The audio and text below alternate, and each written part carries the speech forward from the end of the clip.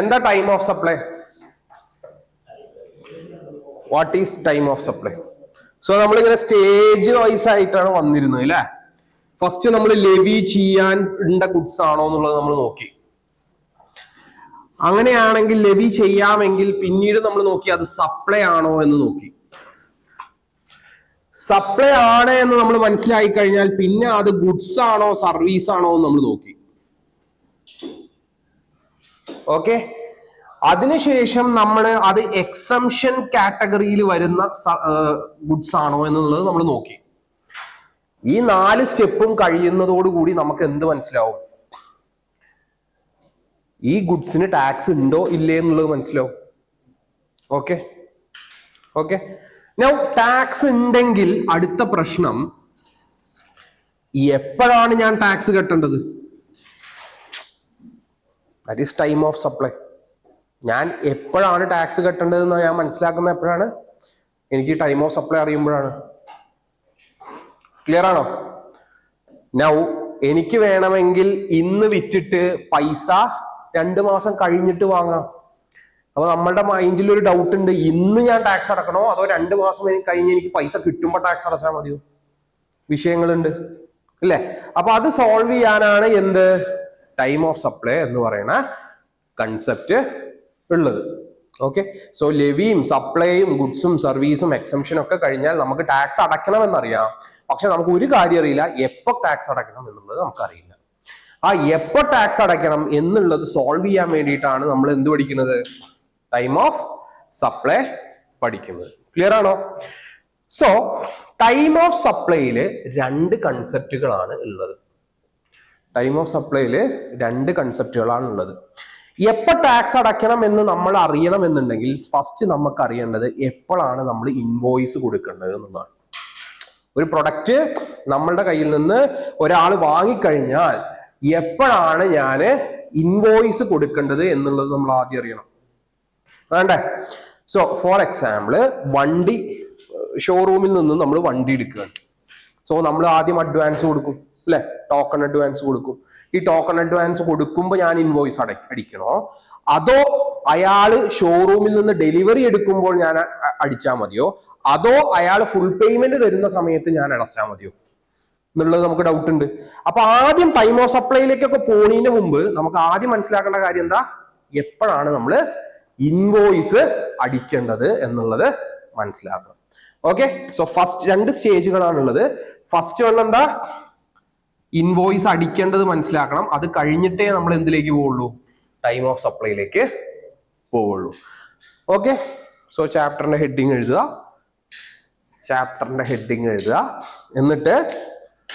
എന്നിട്ട് when to issue invoice എന്ന് heading കൊടുക്കുക. ഫസ്റ്റ് ചാപ്റ്ററിന്റെ ഹെഡിങ് എഴുതുക, എന്നിട്ട് വെൻ ടു ഇഷ്യൂ ഇൻവോയ്സ് എന്നുള്ളത് ഹെഡിങ് കൊടുക്കുക. ടൈം ഓഫ് സപ്ലൈ എന്നാണ് ചാപ്റ്ററിന്റെ പേര്.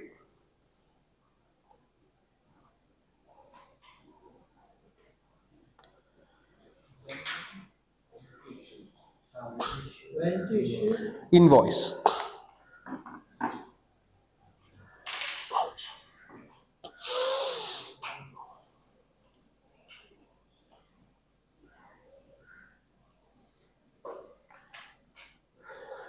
ഓക്കെ, എഴുതിയെങ്കിൽ ദെൻ വെൻ ടു ഇഷ്യൂ ഇൻവോയ്സിലാണ് ഇപ്പൊ നമ്മൾ ഇരിക്കുന്നത് അല്ലെ. എപ്പോഴായിരിക്കും നമ്മൾ ഇൻവോയ്സ് അടിക്കേണ്ടത്? എപ്പോഴായിരിക്കും നമ്മൾ ഇൻവോയ്സ് കൊടുക്കേണ്ടത് അല്ലെങ്കിൽ അടിക്കേണ്ടത്?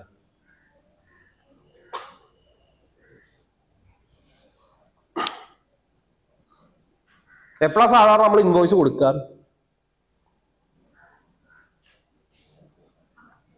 എപ്പോഴാ നിങ്ങൾക്ക് ബില്ല് കിട്ടാറ്? സാധനം വാങ്ങുമ്പോഴാണ് ബില്ല് കിട്ടുക. ഓക്കെ, അപ്പോ ആമസോണൊക്കെ സാധനം വാങ്ങിയില്ലേ മുമ്പ് തന്നെ? ഡെലിവറി ചെയ്യുമ്പോഴപ്പം ഡെലിവറി ഉള്ള ടൈമിലാണോ സാധനം വാങ്ങുമ്പോഴാണോ? എപ്പോഴാ വാങ്ങണത്? ക്യാഷ് ഓൺ ഡെലിവറി എന്ന് മാത്രം ഒരു ഓപ്ഷൻ അല്ലല്ലോ ആമസോണിലുള്ളത്. ആദ്യം തന്നെ പേയ്മെന്റ് കൊടുക്കാനുള്ള ഓപ്ഷൻ ഉണ്ടല്ലോ. ഡെലിവറി കഴിയുമ്പോഴാണോ ഇൻവോയ്സ് കിട്ടല്? അതോ ഇൻവോയ്സ് ആദ്യമേ അടിച്ചിട്ട് ഡെലിവറിയുടെ ഒപ്പം അയച്ചു തരാറാണോ? ആമസോണിൽ നിങ്ങൾ സാധനം വാങ്ങിക്കഴിഞ്ഞാൽ സാധനത്തിന്റെ ഒപ്പം ഇൻവോയ്സ് വരാറാണോ, അതോ അപ്പൊ ആദ്യം അടിച്ചിട്ട് സാധനത്തിന്റെ ഒപ്പം അയച്ചു തരാറാണ് ആണോ? പിന്നെ വേറെ പോസ്റ്റിൽ വരുമോ? ഡെലിവറിയുടെ ടൈമും പറയും. ഓക്കെ. സോ ഇൻവോയ്സ് അടിക്കുമ്പോ രണ്ട് സെഗ്മെന്റുകൾ ഉണ്ടാവാം. ഒന്നെന്താ, ഗുഡ്സും ഉണ്ടാവാം, സർവീസും ഉണ്ടാവാം. ഗുഡ്സും ഉണ്ടാവാം, വലിയ പേജ് എടുത്തോ.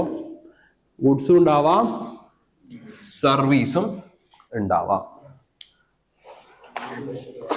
ഗുഡ്സും ഉണ്ടാവാം, സർവീസും ഉണ്ടാവാം. ഓക്കെ. സോ ഗുഡ്സിന് ഇൻവോയ്സ് അടിക്കുന്ന സമയം വേറെയാണ്, സർവീസസിന് ഇൻവോയ്സ് അടിക്കേണ്ട സമയം വേറെയാണ്. ഓക്കെ. സോ ഗുഡ്സിന് എപ്പോ നമ്മള് സ്വാഭാവികം ആസ് യൂഷ്വൽ ഒരു പെണ്ണ് കൊടുക്കണം, സഹായിക്കും, പാവത്തിനെ സഹായിക്കും.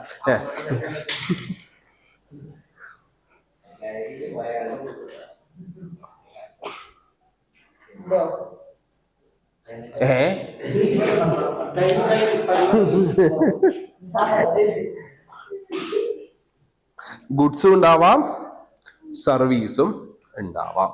ഓക്കെ. ഇനി ഗുഡ്സിൽ തന്നെ മൂന്ന് തരത്തിലാവാം.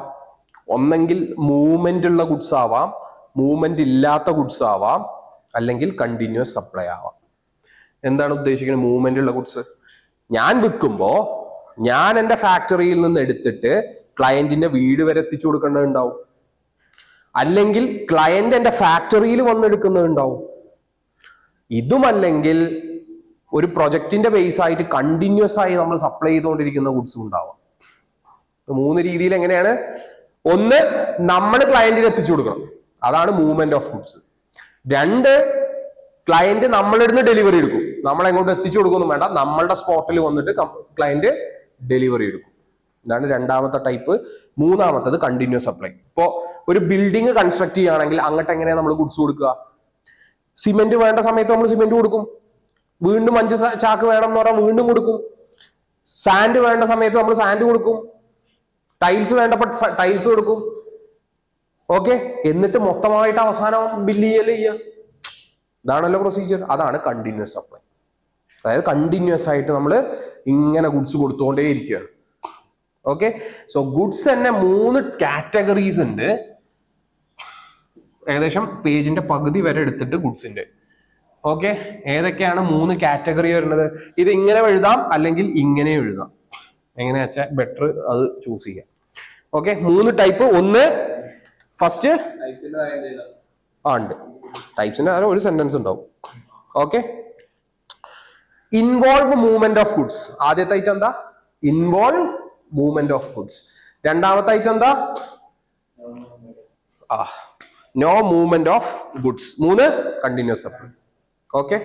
സോ ഇതൊക്കെ പറയുന്നത് സെക്ഷൻ 31 ആണ്. 31 സബ്സെക്ഷൻ 1 ആണ് ഗുഡ്സിനെ പറ്റിയിട്ട് പറയുന്നത്, എപ്പോഴാണ് ഇൻവോയ്സ് അടിക്കേണ്ടത് എന്നുള്ളത്. ഓക്കെ. സെക്ഷൻ 31 സബ്സെക്ഷൻ 1 പറയണോ ഗുഡ്സിന് എപ്പോ ഇൻവോയ്സ് അടിക്കണം എന്നുള്ളത്. ഓക്കെ. അതിൽ 3 ഉള്ളത് എന്ന് പറഞ്ഞു. ഒന്നെന്താ?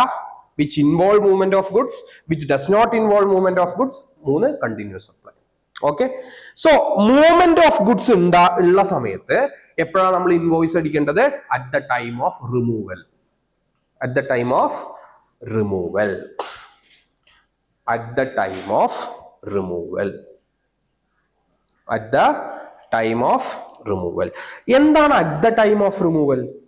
ഫാക്ടറിയിൽ നിന്ന് എപ്പോഴാണോ നമ്മൾ ഗുഡ്സ് വണ്ടിയിൽ കയറ്റുന്നത് ആ പോയിന്റിൽ നമ്മൾ ഇൻവോയ്സ് അടിച്ചിരിക്കണം. നമ്മുടെ കടയിൽ നിന്ന് ക്ലയന്റിന്റെ സ്ഥലത്തേക്ക് പോകാൻ വേണ്ടിയിട്ട് എപ്പോഴാണോ നമ്മൾ ഫാക്ടറിയിൽ നിന്ന് ഈ ഗുഡ്സ് വണ്ടിയിലേക്ക് കയറ്റുന്നത് ആ സമയത്ത് നമ്മൾ ഇൻവോയ്സ് അടിച്ചിരിക്കണം. ക്ലിയർ ആണോ? അപ്പോ നമ്മൾ ഡെലിവറി ചെയ്യുമ്പോൾ എപ്പോഴാണ് നമ്മൾ ഇൻവോയ്സ് അടിക്കേണ്ടത്? എപ്പോഴാണോ ഗുഡ്സ് നമ്മൾ ഡെലിവറി ചെയ്യാൻ വേണ്ടി വണ്ടിയിലേക്ക് മാറ്റുന്നത് ആ സമയത്ത് നമ്മൾ ഇൻവോയ്സ് അടിച്ചിരിക്കണം. ക്ലിയർ ആണോ? ഓക്കെ. അപ്പൊ മൂവ്മെന്റ് ഓഫ് ഗുഡ്സ് ഇല്ലെങ്കിലോ? മൂവ്മെന്റ് ഓഫ് ഗുഡ്സ് ഇല്ലെങ്കിലോ? At the time of delivery.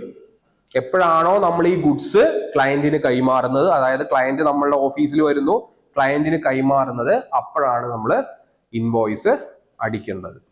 Okay, so movement of goods ഉണ്ടെങ്കിൽ എപ്പോഴാണ് അടിക്കേണ്ടത്? At the time of removal. Movement of goods ഇല്ലെങ്കിൽ എപ്പോഴാണ് അടിക്കേണ്ടത്? At the time of delivery. Okay, 31 subsection 1. Section 31 subsection 1.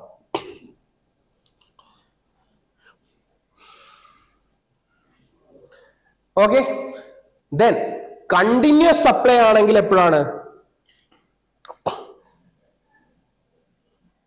Continuous supply, അതായത് നമ്മളൊരു ബിൽഡിങ്ങിന്റെ കൺസ്ട്രക്ഷന് വേണ്ടിയിട്ട് സാധനങ്ങൾ ഇങ്ങനെ കൊടുത്തുകൊണ്ടിരിക്കുകയാണെങ്കിൽ എപ്പോഴാണ് നമ്മൾ ഇൻവോയ്സ് അടിക്കേണ്ടത്? So it is account statement date. എന്താണ്? Account statement date. Account statement date or payment receipt date. Account statement date or payment receipt date. Account statement date or payment receipt date. Clear ആണോ? So എന്താ നമ്മൾ ഗുഡ്സിന്റെ കാര്യത്തിൽ പറഞ്ഞത്? ഗുഡ്സിനെ കുറിച്ചിട്ട് എപ്പോഴാണ് invoice rice ചെയ്യേണ്ടത് എന്നുള്ളതില് ഗുഡ്സിനെ പറ്റിയിട്ട് എന്താ പറയണത്? സെക്ഷൻ 31 സബ്സെക്ഷൻ 1 ആണ് പറയുന്നത്. ഗുഡ്സിന്റെ കാര്യത്തിൽ 3 കാര്യങ്ങൾ പ്രധാനമായിട്ടും പറയുന്നുണ്ട്.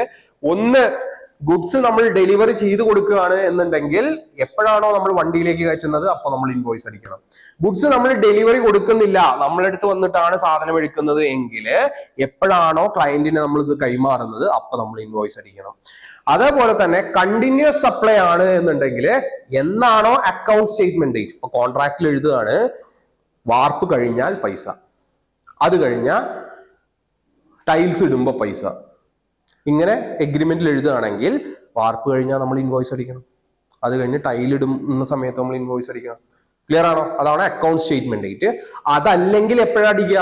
പേയ്മെന്റ് എപ്പോഴാണോ കിട്ടുന്നത് അപ്പൊ അടിക്കണം. ക്ലിയർ ആണോ? അപ്പൊ കണ്ടിന്യൂസ് സപ്ലൈയിൽ 2 ഓപ്ഷൻ ഉണ്ട്. ഏതാണത്? ഒന്ന് അക്കൗണ്ട് സ്റ്റേറ്റ്മെന്റ് ഡേറ്റിൽ ചെയ്യാം, അല്ലെങ്കിൽ പേയ്മെന്റ് റിസീവ് ചെയ്യുന്ന ഡേറ്റിലും നമുക്ക് ചെയ്യാം. ക്ലിയർ ആണോ?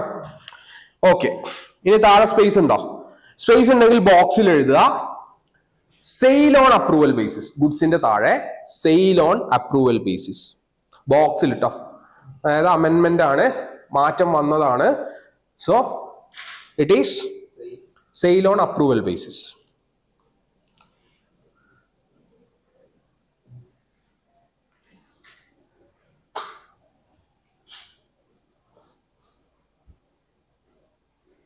ഓക്കെ, സോ എന്താ sale on approval basis? Sale on approval basis എന്താ? ഇപ്പൊ ചില ഗുഡ്സ് നമ്മൾ എന്താ ചെയ്യാ? ചില ഗുഡ്സ് നമ്മൾ പറയും കസ്റ്റമറിന് അത് ഇഷ്ടപ്പെട്ടിട്ടുണ്ടെങ്കിൽ കസ്റ്റമറോട് പറയും കസ്റ്റമർ ലൈക്ക് നിങ്ങൾ ഒരാഴ്ച നിങ്ങൾ ഉപയോഗിച്ച് നോക്ക്, നിങ്ങൾക്ക് ഇഷ്ടപ്പെടുകയാണെങ്കിൽ നിങ്ങൾ വാങ്ങിയാൽ മതി. അങ്ങനത്തെ ഗുഡ്സ് ഉണ്ടാവുമല്ലോ. അല്ലെങ്കിൽ 1 മാസം നിങ്ങൾ ഉപയോഗിച്ച് നോക്ക്, എന്നിട്ട് നിങ്ങൾക്ക് ഇഷ്ടപ്പെടുകയാണെങ്കിൽ മാത്രം നിങ്ങൾ വാങ്ങിയാൽ മതി. അങ്ങനെയാണെങ്കിൽ അതാണ് സെയിൽ ഓൺ അപ്രൂവൽ ബേസിസ്. അതായത് അവിടെ സെയിലായിട്ടില്ല, ആ 1 മാസം കഴിയുന്ന വരെയും അത് സെയിലായിട്ടില്ല, അവിടെ റിസ്ക് ഉണ്ടപ്പോഴും. അയാള് 29ാമത്തെ ദിവസം ഇത് തിരിച്ചു തരാനുള്ള ചാൻസ് ഉണ്ട്. So sale on approval basis നടക്കുന്ന സമയത്ത് എന്താണ് അതിന്റെ ഇൻവോയ്സ് അടിക്കേണ്ട ഡേറ്റ്? ഇൻവോയ്സ് അടിക്കേണ്ടത് എപ്പോഴാണ്? അതായത് ഡേറ്റ് ഓഫ് സപ്ലൈയോ അല്ലെങ്കിൽ 6 months ഫ്രം റിമൂവലോ, വിച്ച് എവർ ഈസ് എർലിയർ.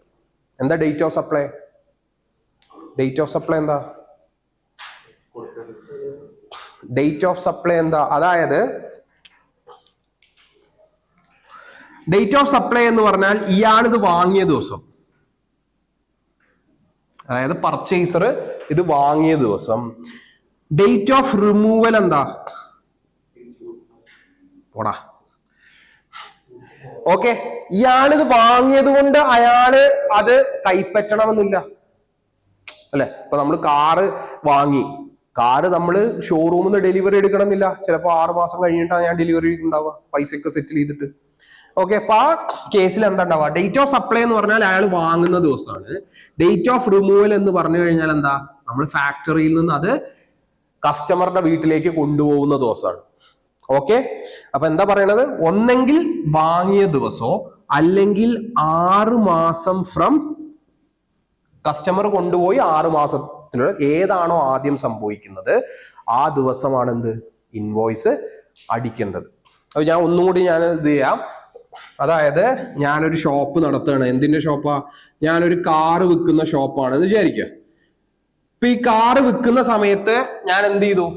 ഞാൻ പറയാണ്, നിങ്ങൾക്ക് ഈ കാറ് വാങ്ങാം. ഓക്കെ, കാറ് വാങ്ങി 6 മാസത്തെ സാവകാശം ഞാൻ നിങ്ങൾക്ക് തരുകയാണ്. നിങ്ങൾക്ക് കാർ ഇഷ്ടപ്പെട്ടാൽ മാത്രം നിങ്ങൾ എന്ത് ചെയ്താൽ മതി? ഇത് വാങ്ങിയാൽ മതി. ഇല്ലെങ്കിൽ നിങ്ങൾ അടച്ച ഫുൾ തുകയും ഞാൻ തിരിച്ചു തരാം. ഇതാണല്ലോ സെയിൽ ഓൺ അപ്രൂവൽ ബേസിസ്. അപ്പോ ഈ വ്യക്തി എന്ത് ചെയ്യാ? കാറ് കൊണ്ടുപോയി. ഇയാള് കാറ് കൊണ്ടുപോയി. Okay, so date of removal എന്ന് പറയുന്നത് 1 ജനുവരി ആണെന്ന് വിചാരിക്കും. അതായത് ജാനുവരി 1 തീയതി അയാൾ കാർ കൊണ്ടുപോയി. ഓക്കെ, എന്നിട്ട് നോർമലി ഞാൻ അയാൾക്ക് കൊടുത്തിരിക്കുന്ന സമയം എത്ര? 6 മാസ കാലാവധി അയാൾക്ക് ഞാൻ കൊടുത്തിട്ടുണ്ട്. അയാൾക്ക് ഇഷ്ടപ്പെട്ടാലോ ഇല്ലെങ്കിലോ തിരിച്ച് അയാളുടെ ഉത്തരവാദിത്തത്തിൽ അയാൾക്ക് തിരിച്ചു തരാം. പക്ഷേ 2 മാസം കഴിഞ്ഞപ്പോൾ അയാൾ പറയാണ്, എനിക്ക് ഈ വണ്ടി ഇഷ്ടപ്പെട്ടു, ഇനി നിങ്ങൾ കാത്തു നിൽക്കേണ്ട ആവശ്യമില്ല, ഞാൻ അത് വാങ്ങുകയാണ്. 6 മാസം നിങ്ങൾ വെയിറ്റ് ചെയ്യേണ്ട ആവശ്യമില്ല. 2 മാസം കൊണ്ട് തന്നെ ഞാൻ തൃപ്തി ആണ്, ഈ വണ്ടിയിൽ തൃപ്തിയാണ്, എനിക്കിത് എന്റെ പേരിലേക്ക് മാറ്റി തന്നോളൂ, കാരണം ഇത് നിങ്ങൾ ഇൻവോയ്സ് അടിച്ചോളൂ എന്ന് പറയുകയാണെങ്കിൽ അതാണ് എന്ത്? Date of supply.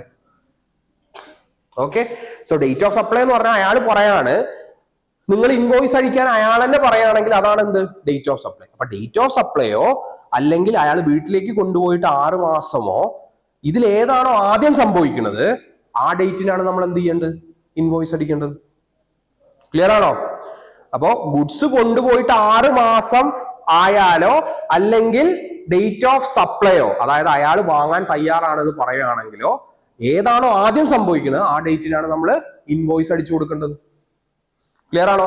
ഇപ്പൊ ചിലപ്പോ 6 മാസം സാവകാശം അയാൾ എടുത്തോളണമെന്നില്ല. 6 മാസത്തിന്റെ മുമ്പ് വന്നിട്ട് തന്നെ അയാൾക്ക് പറയാം എന്ത്? നിങ്ങൾ ഇൻവോയ്സ് റേസ് ചെയ്തോ എന്ന് പറഞ്ഞാൽ ആ ഡേറ്റ് ആണ് എന്ത്? ഇൻവോയ്സ് റേസ് ചെയ്യേണ്ടത്. ചിലപ്പോൾ 6 മാസം കഴിഞ്ഞിട്ടും അയാൾ ഒരു മറുപടിയും തരുന്നുണ്ടാവില്ല. അങ്ങനെയാണെങ്കിൽ 6 മാസം എന്നാണോ തികയുന്നത് അന്നാണ് നമ്മൾ ഇൻവോയ്സ് അടിക്കേണ്ടത്. ക്ലിയർ ആണോ? പവർ സ്റ്റാൻഡ് അടുത്ത് പഠിച്ചേക്കണം കേട്ടോ, കണ്ണ് തുറന്നുറങ്ങണ്. Okay, so sale on approval ബേസിസും കൂടി എഴുതുക. എന്താണ് എഴുതേണ്ടത്? Date of supply or 6 months from date of removal, whichever is earlier. Date of supply or 6 months from date of removal, whichever is earlier.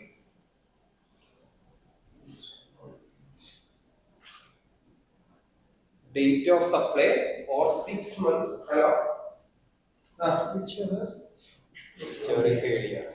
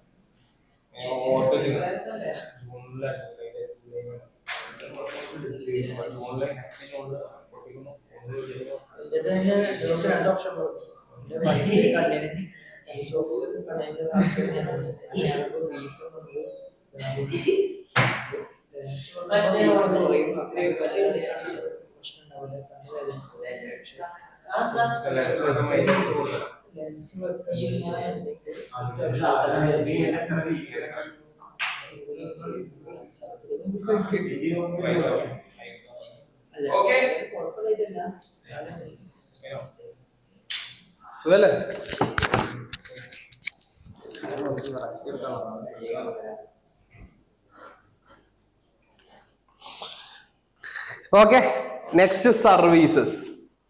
Next സർവീസസിന്റെ അടിയിൽ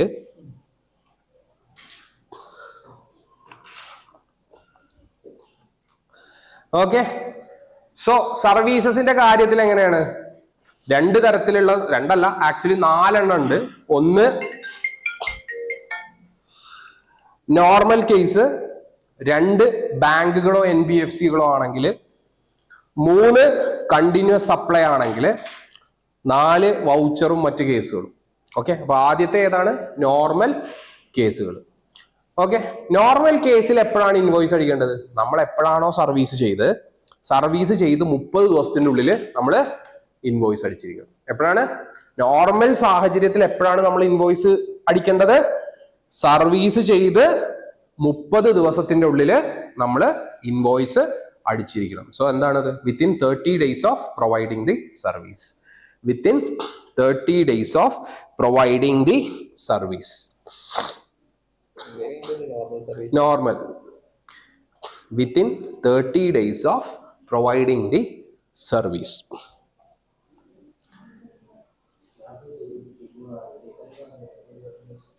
ഓണോ? നെക്സ്റ്റ് ബാങ്കോ NBFCകളോ ആണെങ്കിൽ, ബാങ്കോ NBFCകളോ ആണെങ്കിൽ providing the service within 30 days of providing the service. Within 30 days of providing the service. ബാങ്കോ NBFCകളാണെങ്കിൽ ആ സ്റ്റേറ്റ്മെന്റിൽ 30 എന്നുള്ളത് 45 ആക്കും. ബാങ്കോ NBFCകളാണെങ്കിൽ നമ്മളിപ്പോൾ എഴുതിയ സെന്റൻസ് 45 ദിവസം എന്ന് ആക്കും.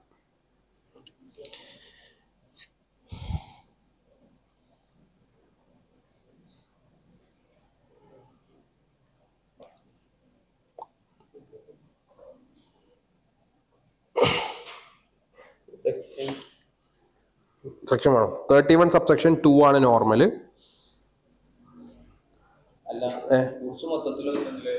ഗുഡ്സ് മൊത്തത്തിൽ 31 subsection 1, service 31 subsection 2.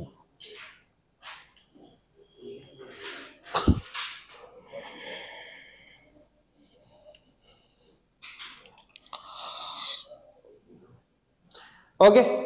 Then continuous supply ആണെങ്കിൽ, കണ്ടിന്യൂസ് സപ്ലൈ ആണെങ്കിൽ, കണ്ടിന്യൂസ് സപ്ലൈ ആണെങ്കിൽ നൗ എന്താണ് കണ്ടിന്യൂസ് സപ്ലൈ? കണ്ടിന്യൂസ് സപ്ലൈ നമ്മൾ ഗുഡ്സിന്റെ കാര്യത്തിൽ പറഞ്ഞിരുന്നു. സർവീസിന്റെ കാര്യത്തിൽ കണ്ടിന്യൂസ് സപ്ലൈ എന്ന് പറയുന്നത് എന്താണ്? നിങ്ങളൊരു സപ്ലൈ 3 മാസത്തിൽ കൂടുതൽ കണ്ടിന്യൂസ് ആയി കൊടുക്കുകയാണെങ്കിൽ അതാണ് എന്ത്? Continuous supply. നിങ്ങളൊരു സർവീസ് 3 മാസത്തിൽ കൂടുതൽ കണ്ടിന്യൂസ് ആയി കൊടുക്കുകയാണ്. ഇപ്പൊ ടെലിഫോൺ ബില്ല്, ടെലിഫോൺ ഓപ്പറേറ്റർ എന്താ ചെയ്യണത്? നിങ്ങൾക്ക് 1 കൊല്ലം 2 കൊല്ലം 3 കൊല്ലം കണ്ടിന്യൂസ് ആയിട്ട് അവര് നിങ്ങൾക്ക് സർവീസ് ചെയ്യാണ്. നിർത്തുന്നുണ്ടോ ഇതിന്റെ ഇടയിൽ? ഇല്ല. സോ അത്തരത്തിലുള്ള കണ്ടിന്യൂസ് സപ്ലൈ നമ്മൾക്ക് വരണമെന്നുണ്ടെങ്കിൽ എത്ര മാസം മിനിമം ചെയ്യണം? 3 മാസം കണ്ടിന്യൂസ് ആയിട്ട് നമുക്ക് സർവീസസ് സപ്ലൈ ചെയ്തിരിക്കണം. അതാണ് കണ്ടിന്യൂസ് സപ്ലൈ. സോ കണ്ടിന്യൂസ് സപ്ലൈയുടെ കേസിൽ ഓക്കെ, അടിക്ക് വരച്ചിട്ട് അതിനെ 3 ആയിട്ട് ഡിവൈഡ് ചെയ്യുക. കണ്ടിന്യൂസ് സപ്ലൈനെ 3 ആയിട്ട് ഡിവൈഡ് ചെയ്യുക. ഓക്കെ, കണ്ടിന്യൂസ് സപ്ലൈനെ 3 ആയിട്ട് ഡിവൈഡ് ചെയ്യുക. അതിൽ ഒന്നാമത്തത് if contract contains instalment date. If contract contains instalment date. If contract contains instalment date. കോൺട്രാക്റ്റിൽ ഇൻസ്റ്റാൾമെന്റ് ഡേറ്റ് എപ്പോഴാണെന്നുണ്ടെങ്കിൽ എന്നായിരിക്കും ഇൻവോയ്സ് അയക്കേണ്ടത്? Date of instalment. ഡേറ്റ് ഓഫ് ഇൻസ്റ്റാൾമെന്റിൽ വേണം നമ്മൾ ഇൻവോയ്സ് അടിക്കാൻ. ഡേറ്റ് ഓഫ് ഇൻസ്റ്റാൾമെന്റ് ഡ്യൂ എന്ന് എഴുതി കേട്ടോ. Date of instalment due. Date of instalment due. Date of instalment due. Okay. ഇനി കോൺട്രാക്റ്റില് ഇൻസ്റ്റാൾമെന്റ് കംപ്ലീഷൻ ഓഫ് ഇവന്റിന്റെ ബേസിലാണെങ്കിൽ എന്താണ്? If instalment is linked to completion of an event. അതായത് നമ്മൾ പറഞ്ഞ പോലെ പടവ് ഇതൊക്കെ എന്താ? ഒരു ഇവന്റ് ആണ്. ഓരോ ഘട്ടം ഘട്ടമായിട്ട് completion of an linked to completion of an event. എന്നാണ് ഇൻവോയ്സ് അടിക്കേണ്ടത്? ഡേറ്റ് ഓഫ് കംപ്ലീഷൻ ഓഫ് ഇവന്റിലാണ്. അതായത് ഇപ്പൊ പടവ് ആണെങ്കിൽ പടവ് കഴിഞ്ഞ ഉടനെയാണ് നമ്മൾ ഇൻവോയ്സ് അടിക്കേണ്ടത്. Date of completion of event. Date of completion of event. Date of completion of event. Other cases ആണെങ്കിലോ? അതർ കേസസ് ആണെങ്കിൽ ഡേറ്റ് ഓഫ് പേയ്മെന്റ്. എന്നാണ് ഇൻവോയ്സ് അടിക്കേണ്ടത്? Date of payment. Other cases ആണെങ്കിൽ ഇൻവോയ്സ് അടിക്കേണ്ടത് എന്താണ്? ഡേറ്റ് ഓഫ് പേയ്മെന്റിന്റെ അന്നാണ് നമ്മൾ ഇൻവോയ്സ് അടിക്കേണ്ടത്. ക്ലിയർ ആണോ? ഓക്കെ. സോ ഞാൻ ഒന്നുകൂടി മാപ്പ് ചെയ്യാം. സോ ഇൻവോയ്സിന്റെ പോർഷൻ തീർന്നു. ഗുഡ്സ് ആണ് എന്നുണ്ടെങ്കിൽ അവിടെ എത്ര ഉണ്ട്? 3 എണ്ണമാണ്. പക്ഷെ ഒരു അമെന്റ്മെന്റ് കൂടി കൂട്ടി 4 എണ്ണം ഉണ്ട്. ഓക്കെ. ഒന്ന് മൂവ്മെന്റ് ഉണ്ടെങ്കിൽ ടൈം ഓഫ് റിമൂവൽ, മൂവ്മെന്റ് ഇല്ലെങ്കിൽ time of delivery. Continuous supply ആണ് എന്നുണ്ടെങ്കിൽ on the basis of account statement or date of receipt അല്ലേ. Then sale on approval basis ആണെങ്കിൽ 6 months from the date of removal or date of supply, whichever is earlier. Okay. സർവീസസിന്റെ കാര്യത്തിൽ വരുമ്പോൾ അവിടെ 3 എണ്ണാണ്. ഒന്ന് normal services ആണെങ്കിൽ 30 days from the within 30 days from the date of supply അല്ലെങ്കിൽ date of service. Okay. ബാങ്കോ NBFC ആണെങ്കിൽ within 45 days of the date of service. അതേപോലെ തന്നെ കണ്ടിന്യൂസ് സപ്ലൈ ആണെങ്കിൽ അതിൽ 3 സെനാരിയോകൾ ഉണ്ട്. ഒന്ന് കോൺട്രാക്റ്റിൽ ഇൻസ്റ്റാൾമെന്റിന്റെ ഡേറ്റ് കൊടുത്തിട്ടുണ്ടെങ്കിൽ on the date of instalment. കോൺട്രാക്റ്റിൽ ഇൻസ്റ്റാൾമെന്റ് ഡേറ്റ് ഒന്നുമില്ല, പക്ഷെ കംപ്ലീഷൻ ഓഫ് ഇവന്റിന്റെ ബേസിലാണെങ്കിൽ date of completion of the event. ഇതും രണ്ടും കൊടുത്തിട്ടില്ലെങ്കിൽ ഡേറ്റ് ഓഫ് പേയ്മെന്റ്. ക്ലിയർ ആണോ? Okay. So that is invoicing. Okay. എന്നാ വന്നോളൂ. ഇന്നലത്തെ team Mubaris, Shabab, Fabar Shah, Devinandana. Okay, on stage. കാരണം ഇതിന്റെ അപ്പുറത്തേക്ക് ഞാൻ എടുത്തു കഴിഞ്ഞാല് പിന്നെ ബാക്കിയുള്ളവർ അന്തം വിട്ടിക്കേണ്ടി വരും.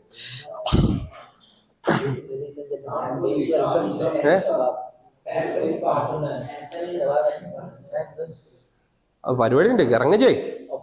ഒപ്പനയാണ്. പുതിയ ഫാബർ ഷാ. വായോ വായോ, ബാ ബാ ബാ ബാ. ഏയ് നാളെ പറ്റില്ല, നാളെ നമുക്ക് വീണ്ടും ചെയ്യാം.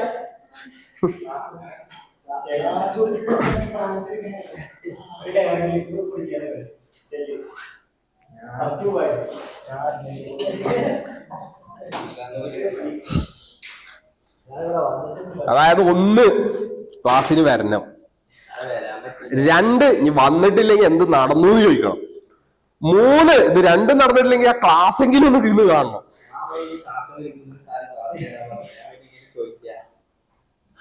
ഫോണില്ലേ, ഇവരൊന്നും ഫോണിൽ കിട്ടാത്തവരാ.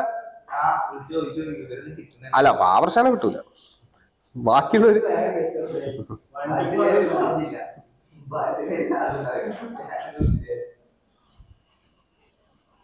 എന്നാ വാ വാ, come on. Devinandana, Fabar Shah, Shabab and Mubaris, come on the stage.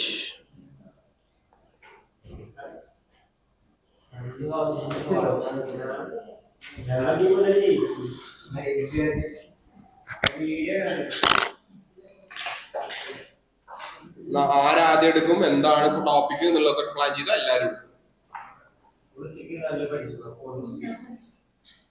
Hello, എന്താ ഡൗട്ട്?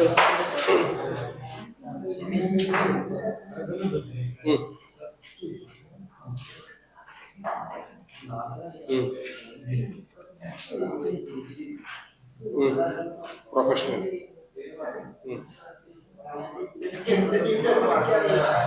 കമ്മീഷൻ അല്ല, കോൺട്രാക്ട്.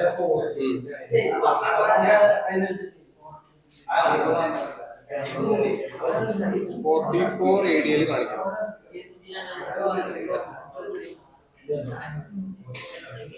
44 AD അല്ലെങ്കിൽ നോർമൽ, അല്ലെങ്കിൽ അതർ ഇൻകം.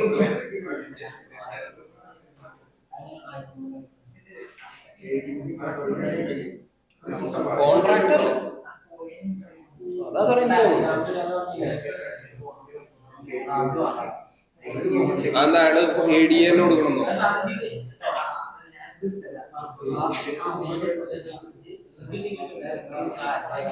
അത് പറ്റൂല.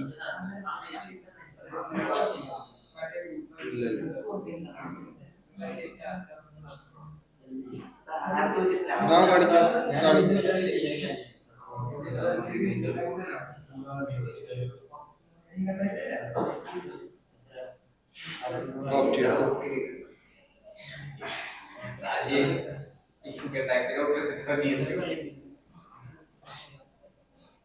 സെക്കൻഡ് ഇയർ റിട്ടേൺ ഫയൽ ചെയ്യണില്ല, അത് കുഴപ്പമില്ല. പക്ഷെ ഫയൽ ചെയ്യുമ്പോ ദൈവം ഉപയോഗിക്കാൻ പറ്റില്ല.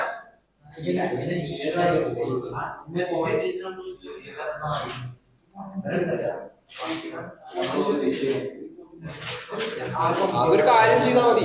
ADL ഒരു ചെറിയ ഇൻകം കാണിക്കുക, പിന്നെ അതർ ഇൻകത്തിൽ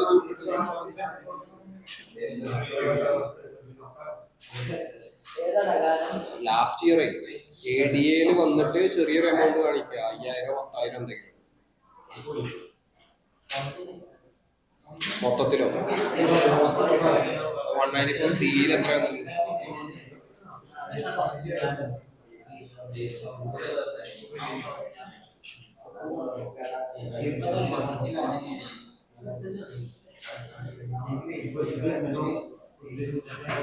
ADA ഒന്നും ഇടാൻ പാടില്ല എന്ന് പറഞ്ഞു. അതിന് പറയാം ADA 5000 10,000 ഇട്ടിട്ട് ബാക്കിയുള്ളത് 60,000 ഇട്ടോ. എന്നിട്ട് അതിന് 60,000 30,000 ഇട്ടാ 30,000 സോറി 194C ആണല്ലോ അല്ലേ? ഒരു 70 ഇട്ട് കാണിക്കാൻ പറ്റില്ല, 50,000 അങ്ങനെ കാണിക്കാൻ പറ്റും. ADA എന്തായാലും ഓപ്റ്റ് ചെയ്യേണ്ടി വരും.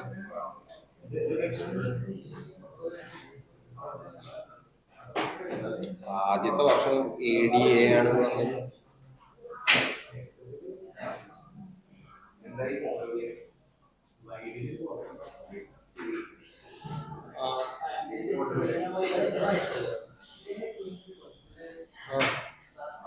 ഇത് 60,000 കാണിച്ചോ?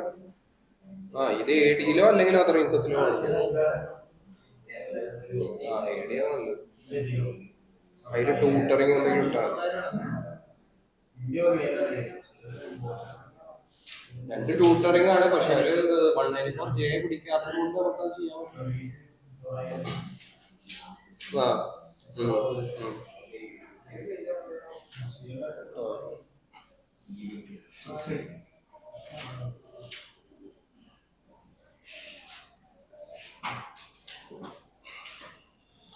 തുടങ്ങണില്ല. ഇതെന്താ ഇവിടുന്ന് പഠിച്ചിട്ടാ പറയണേ?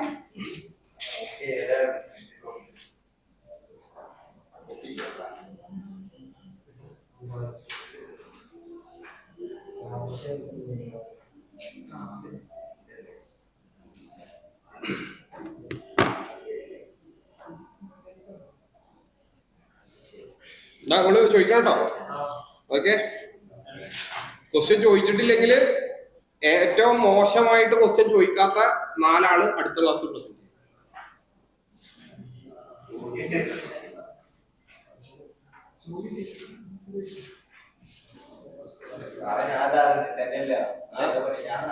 എനിക്കൊന്നും ചെയ്യാൻ പറ്റില്ല.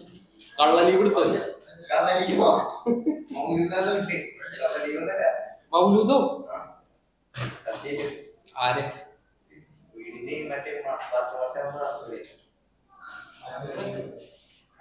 ആരെങ്കിലും മരിച്ച ആണ്ടിന് നിർത്താറുണ്ട്. ഇത് വീടിന്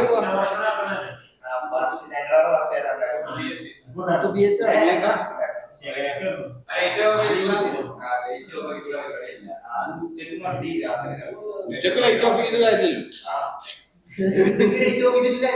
ഓക്കെ ഓക്കെ. അയ്യോ എക്സംഷനോ? ഇവിടെ എക്സംഷൻ ഒന്നുമില്ല.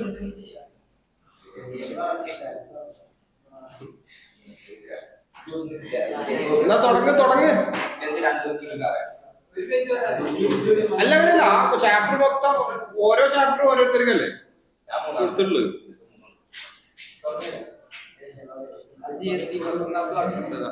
നിങ്ങള് റെഡി ആയിക്കോ.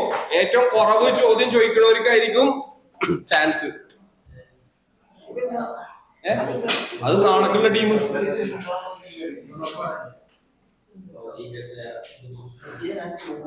അജ്മല്, ജസീല്, മിഥിലാജ്, അച്യുത്,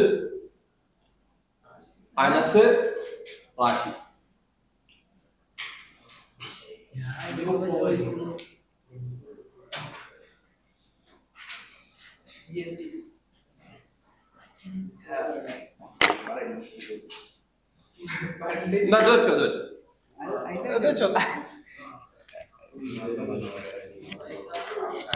ശ്രദ്ധിച്ചോ, അടുത്ത ക്ലാസ്. First GST. പണ്ട്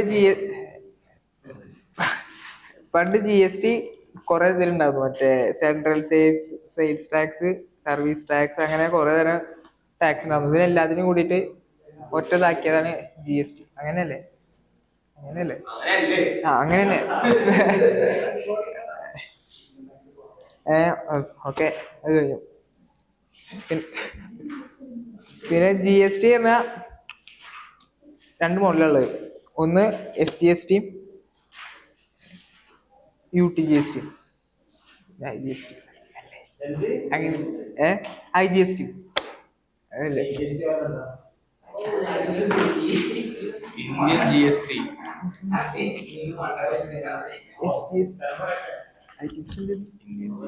ഇന്ത്യൻ GST. ഞാനൊന്ന് അതായത് ഒന്ന് റെഫർ ചെയ്തിട്ട് പറഞ്ഞുതരാം.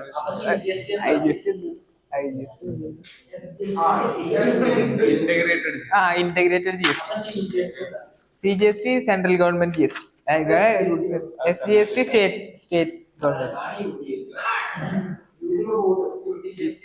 UT മറ്റേ യൂണിയൻ ടെറിട്ടറി.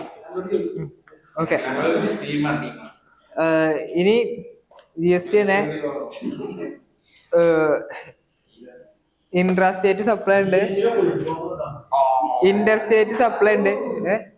അതാ goods and service tax. Okay, മറ്റേ ഈ 2018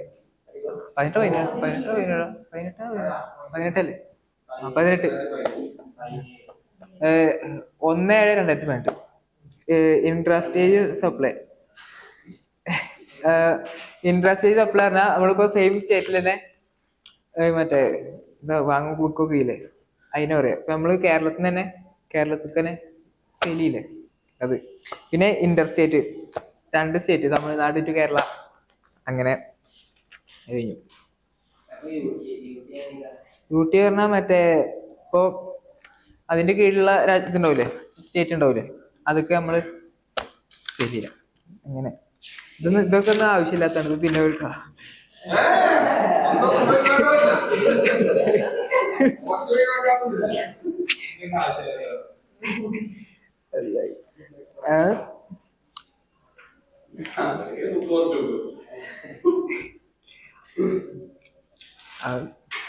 ഇനിയിപ്പോ നമ്മൾ തമിഴ്നാട്ടിൽ തന്നെ സപ്ലൈ ചെയ്യാച്ചെങ്കിൽ അവിടെ CGST പ്ലസ് SGST വരിക. അതില് 50%, 50% 2 സ്റ്റേറ്റിനും ടാക്സ് ആയിട്ട് പോകും. ഇനിയിപ്പോ TN ടു കർണാടക വെച്ചെങ്കിൽ അതില് IGST വരിക. 50% സെൻട്രൽ ഗവൺമെന്റിനും 50% ഫോർ കർണാടകക്കും. അതെന്താ വെച്ചാൽ ലൊക്കേഷൻ ഓഫ് സപ്ലയർ തമിഴ്നാട്ടിലായിരുന്നു, അതിന്റെ പ്ലേസ് ഓഫ് സപ്ലൈ കർണാടകയായിരുന്നു. അതുകൊണ്ട് തമിഴ്നാട്ടില് കിട്ടില്ല.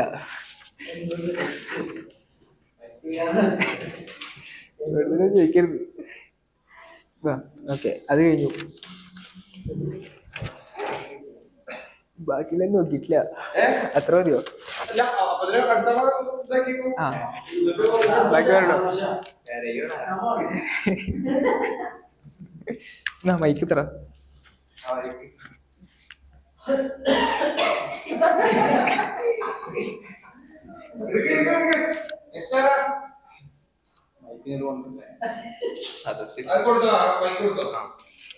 ശബാബന്റെ അടുത്ത ചാപ്റ്റർ. ചതിച്ചതല്ലേ, എങ്ങനെയാണ് കിട്ടുക?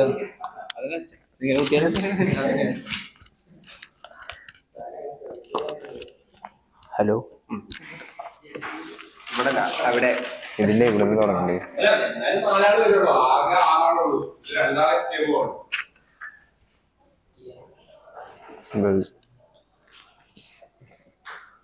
ലയബിലിറ്റി ടു പേ GST എന്ന പാടാണ് എടുക്കുന്നത്. ചാപ്റ്റർ 3. ഞാൻ ഫസ്റ്റ് തന്നെ 4 ആക്കിയിട്ട് ഡിവൈഡ് ചെയ്തിട്ടുണ്ട്. പറഞ്ഞുതരാം. സപ്ലയർ, പിന്നെ സെക്ഷൻസ് ആയിട്ടാണ് 9 സബ്സെക്ഷൻ 3, 9 സബ്സെക്ഷൻ 4, 9 സബ്സെക്ഷൻ 5. അതിൽ ഫസ്റ്റ് സപ്ലൈ എന്നുള്ളതാണ്.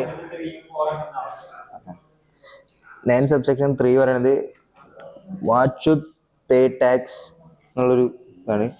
അതിനടിയിലേക്ക് റെസിപ്പിയന്റ്, പിന്നെ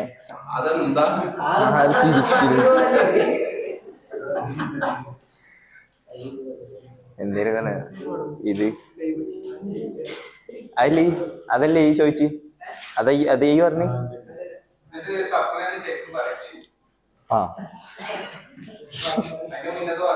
അതിന്റെ മുന്നത്തെ പാടതില്ല. ഈ ബുക്കിൽ ഫസ്റ്റ് തുടങ്ങണത് അതാ സാറേ. അപ്പൊ അങ്ങനെയാണ് കാര്യങ്ങള്. അനക്ക് ഏതാ അറിയണ്ടേ? ഏതാണ് ഞാൻ പറഞ്ഞ ഏതാണ്? ഞാൻ 9 സെക്ഷൻ 5 പറഞ്ഞു. പറഞ്ഞുതരാം. 9 സെക്ഷൻ 5 ഇ കൊമേഴ്സ് ഓപ്പറേറ്ററിനെ പറ്റിയിട്ടുള്ളതാണ്. അനക്കറിയോ അതേ സെക്ഷൻ? എന്ത് ഞാൻ 5 പറഞ്ഞേ, 5 ചോദിച്ചു. അത് പറയുന്നത് ഇ കൊമേഴ്സ് ഓപ്പറേറ്റേഴ്സിന്റെ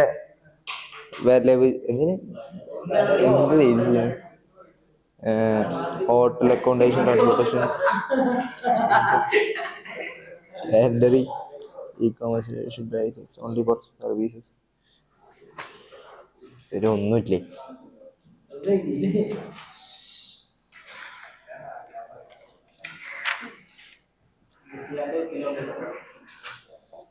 എന്തത്? അതായത് e commerce operator should pay taxes പറഞ്ഞിട്ടുള്ളതാണ്. Only for service. അതായത് ഇ കൊമേഴ്സ് ഓപ്പറേറ്റർ കൊടുക്കേണ്ടത്, അതായത് ഒരു നേരിട്ട് കൊടുക്കേണ്ടത്, അതായത് ഒരു ഇ കൊമേഴ്സ് ഓപ്പറേറ്റർ പ്രൊവൈഡ് ചെയ്യുകയാണെങ്കിൽ നേരിട്ട് കൊടുക്കേണ്ടത് പറയണത് ഹോട്ടല്, അക്കോമഡേഷൻ, ട്രാൻസ്പോർട്ടേഷൻ, പിന്നെ എന്തത് അക്കോമഡേഷൻ. ഹോട്ടല് പറഞ്ഞടാ, എച്ച് പറഞ്ഞു, ഹോട്ടല് പറഞ്ഞു, ഫസ്റ്റ് പറഞ്ഞ ഹോട്ടലാ. ഞാൻ വേറെ പറയണേ, ഞാൻ ഇത് തുടങ്ങണ, ഞാൻ തുടങ്ങണുള്ളൂ. ഈ എവിടെയാണ്? ഞാൻ പറയട്ടെ, നിന്നെ ഇവിടെ നിർത്തിയേക്കണ അതിനാണ്. ഞാൻ പറയട്ടെ. ഇല്ല പിന്നെ ഞാൻ അത് പറയില്ല കേട്ടോ, ഞാൻ അടുത്ത് പറഞ്ഞിരുന്നില്ലേ. ലെവലിലേക്ക് എത്തിക്കുക ഞാൻ എങ്ങനെ വരും? ഇതല്ലേ യെസ് ഇവരതല്ലോ. ഞാൻ അതിന്റെ പിന്നിലാണ്, അതിന്റെ പിന്നിൽ ഫസ്റ്റ് തുടങ്ങണ. അത് പറഞ്ഞു വന്നിട്ട് അവിടെ എത്തിയല്ലേ അവര് ചോദിക്കണതിൽ മര്യാദ. എച്ചിന്റെ ഭാഗത്ത് ഞാൻ വന്നിട്ടില്ല സാറേ. അല്ലേ അതിന്റെ ഞാൻ വന്നിട്ടില്ല അതേ പറഞ്ഞു. ഇതിലില്ലേ സാറേ? എന്താ എസ് പറഞ്ഞ? X security lending services.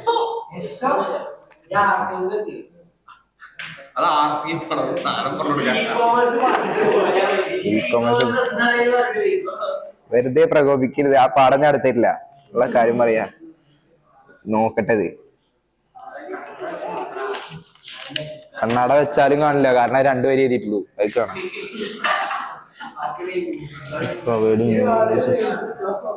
സമയം വേണം. എടാ ബാബുരിശ നോക്കണം.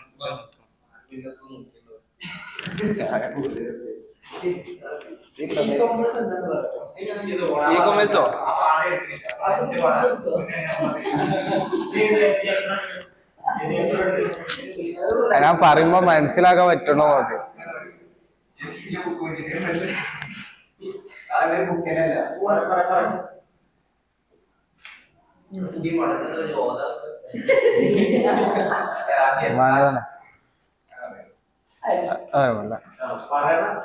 പറയട്ടെ.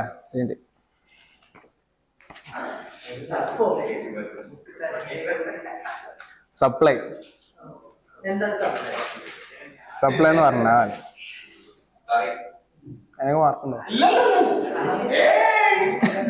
സപ്ലൈ എന്ന് പറയുമ്പോ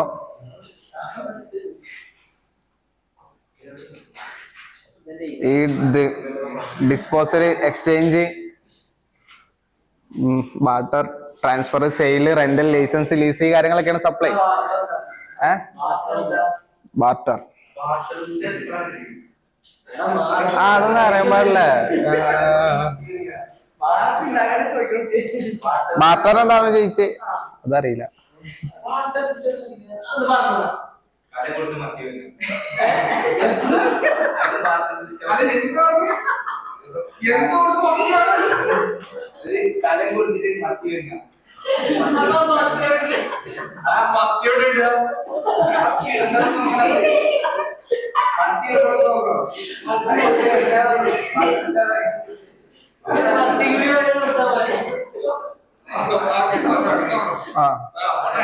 മനസ്സിലായില്ല, കാറുകളൊക്കെ അങ്ങനെയാണ്.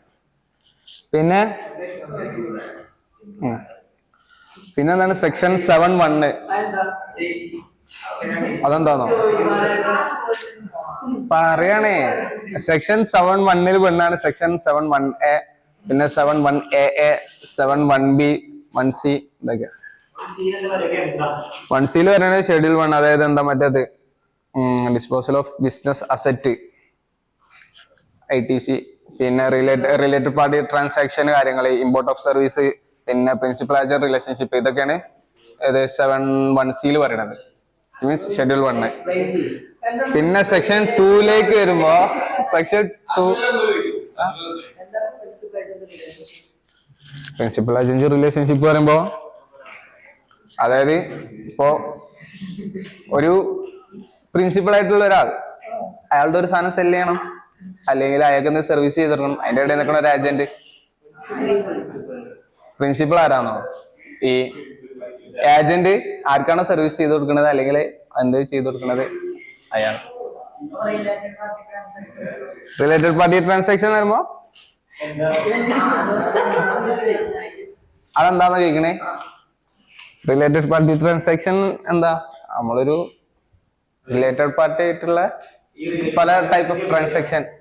എങ്ങനെ എന്താ മറ്റേത് വരൂലേ, എംപ്ലോയി റിലേഷൻഷിപ്പ്, അതൊക്കെ ഒരു ടൈപ്പ്. പിന്നെ ബ്ലഡ് റിലേഷൻ, അങ്ങനത്തെ കുറച്ച് സാധനങ്ങളൊക്കെ കയ്യിൽ വരുന്നതാണ്. എങ്ങനെ ഫാമിലി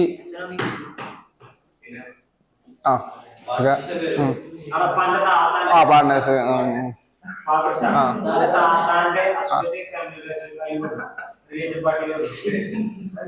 അത് കല്യാണം കഴിച്ചില്ല, കല്യാണം കഴിച്ചിട്ട് ചോദിച്ചാ പോരെ. ഇപ്പൊ നമ്മൾ പ്രസന്റിലുള്ള കാര്യങ്ങൾ ഒരു അന്വേഷിക്കുക, അതൊക്കെ ഫ്യൂച്ചർ. പിന്നെ നമ്മൾ സെക്ഷൻ 2 സബ്സെക്ഷൻ 52 CGST ആക്ട് പറയുന്നത് goods means all movable property. It includes growing crops or things attached to land which is curated before the contract of supply. Actionable claims. എന്തൊക്കെ അറിയില്ലല്ലോ, നിങ്ങൾ തിരുത്തുണ്ടല്ലോ മനസ്സിൽ. ആക്ഷനബിൾ ക്ലെയിംസ് അങ്ങനെ ഒരു ഇതുണ്ടല്ലേ.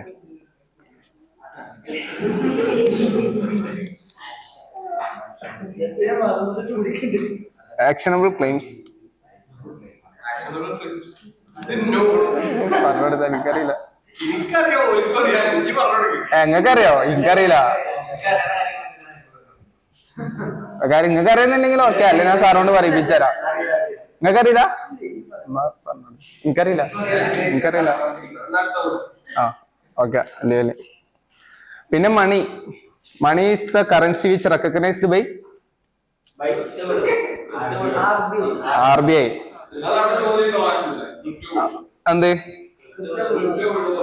ഇല്ല അത് RBI ഇതാക്കിയില്ല. 2.5 പോയിന്റ് വേണമെങ്കിൽ കൊടുക്കാം.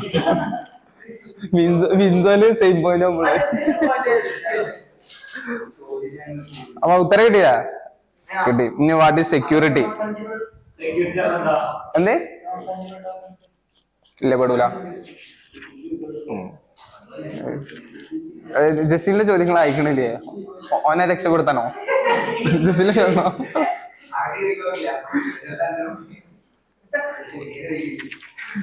പിന്നെ സെക്ഷൻ 2 സബ്സെക്ഷൻ 102 സർവീസ്. അതിനൊന്നും മാർക്ക് കൊടുക്കുക, ഞാൻ പറയാൻ നിൽക്കുകയാണ്. അപ്പോ ചോദിക്കണോ? സർവീസിൽ എന്തൊക്കെ പെടൂല?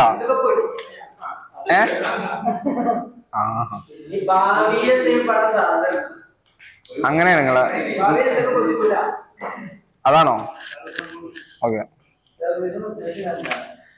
സർവീസ് എന്ന് പറഞ്ഞാല് anything other than goods but excludes money and securities. Okay. And includes transaction in money for consideration and facilitating transaction in securities. ഇതൊന്നും ഇംഗ്ലീഷ് അറിയാത്ത കുട്ടികളെ CST പാസ്സാകുന്ന.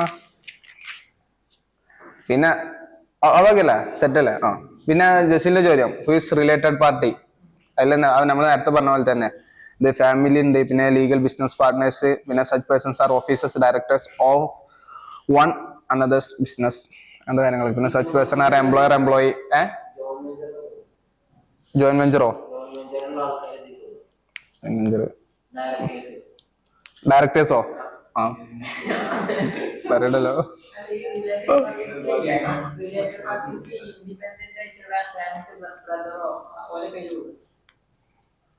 ഇൻഡിപെൻഡന്റ് ആയിട്ടോ അങ്ങനെ വരുമ്പോ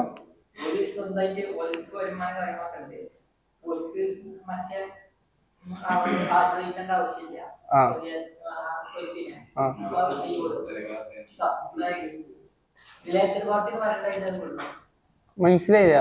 ഫാമിലിത്തെ മെമ്പേഴ്സില് ആ അന്നെ ഡിപ്പെൻഡ് ചെയ്യാതെ ജീവിക്കുന്ന എന്റെ ബ്രദേഴ്സ് പെടൂലേ പെടൂലേ പെടേണ്ടതാണല്ലോ. ഇവിടെ ഫാമിലി മെമ്പേഴ്സ് എന്നാണല്ലോ പറയണേ, പെടേണ്ടതല്ലേ? ഫാമിലി മെമ്പേഴ്സിൽ അപ്പ അമ്മ സിബ്ലിങ്സ് പെടും. കുറച്ച് കല്യാണത്തോട് കൂടി കേട്ടോ. നമുക്ക് അടുത്തതിലേക്ക് പോവാം. നമുക്ക് ഇതൊക്കെ പിന്നെ ഇത്തരം കാര്യങ്ങളൊന്നും ആവശ്യമില്ല. ഇനി ഷെഡ്യൂൾ 2 അതെല്ലാരും ശ്രദ്ധിച്ച് കേൾക്കുക. എനിക്ക് കുറച്ചൊക്കെ അറിഞ്ഞൊരു ഭാഗം. ഇതിനൊന്നും മാർക്ക് തരില്ല, അതൊക്കെ പറയണുള്ളൂ. ഇപ്പം വെറുതെ മാർക്ക് ഉണ്ടാക്കുന്നുണ്ട് കേട്ടോ. ഷെഡ്യൂൾ 2 എന്താണ് പറയുന്നത് വെച്ചാല് classification of goods and service. Okay,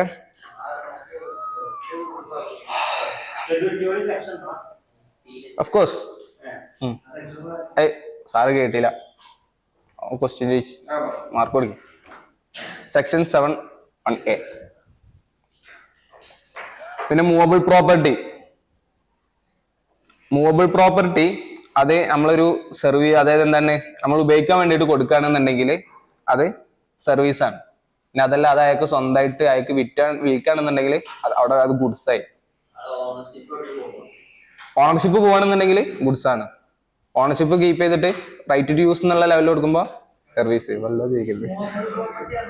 movable പ്രോപ്പർട്ടിയോ അതെന്തോ ഗുഡ്സ്. അതായത് ഇമ്മൂവബിൾ പ്രോപ്പർട്ടി അല്ലാത്തതൊക്കെ മൂവബിൾ പ്രോപ്പർട്ടി. ഇമ്മൂവബിൾ പ്രോപ്പർട്ടിയോ പ്രോപ്പർട്ടി അതായത് നമ്മളെ എന്താ പറയാ ലാൻഡ് ഫ്ലാറ്റ് പോലത്തെ നമുക്ക് തന്നെ തല വെച്ച് ഇങ്ങനെ കൊണ്ടുപോകാൻ പറ്റാത്ത സാധനങ്ങളൊക്കെ. വാഷിംഗ്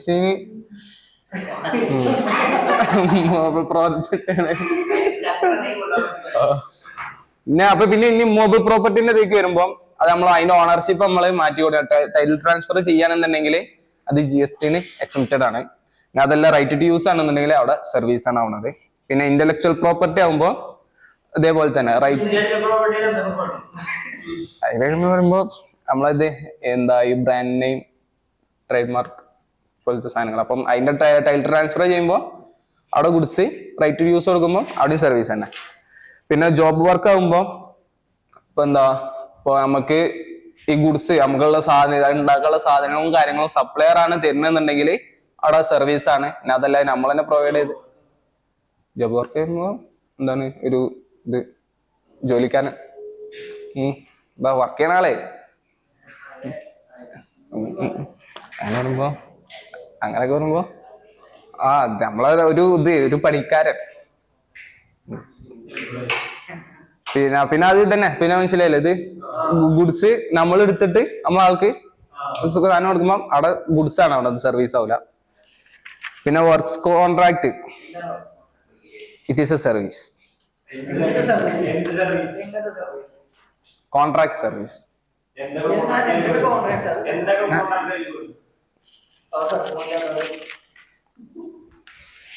എന്തൊക്കെ കോൺട്രാക്ട് അതിൽ പെടുന്നോ അത് നമ്മൾ അടുത്ത ചാപ്റ്ററിലാണ് പറഞ്ഞത്. നമുക്ക് അവിടെ ഡിസ്കസ് ചെയ്യാം. അത് അതിന്റെ വിറ്റത്തെ ചാപ്റ്ററിൽ അവിടെ ഡിസ്കസ് ചെയ്യാം. പിന്നെ നമുക്ക് IT സോഫ്റ്റ്വെയർ, അത് ഇൻഫർമേഷൻ ടെക്നോളജി സാധനങ്ങളൊക്കെ അതൊക്കെ സർവീസ് ആണ്. പിന്നെ സപ്ലൈ ഓഫ് ഗുഡ് അതും എന്താണ് ഗുഡ്സിന്റെ സപ്ലൈ ഒരു സർവീസ് ആണ്. അതല്ല except if it is not served, അങ്ങനെ ഒരു ഇതല്ലേ. ബട്ട് പിന്നെന്താണ്, അങ്ങനൊക്കെ തന്നെ. Negative list schedule 3 7 subsection 2. Okay, പിന്നെ അത് പറയണോ? Sovereign function of government, post of, അതാണ് ഇപ്പൊ പറഞ്ഞോണ്ടിരിക്കുന്നത്. Sovereign functions of government, post of government or constitution, actionable claims, പിന്നെ legal fee collected by court or tribunal, land sale, employer relationship in the course of employment, death related service, sale in high seas, പിന്നെ liquor licence by state government outside the country, movement of goods, warehouse goods under customs, sold സാധനങ്ങളൊക്കെ. എന്താണ്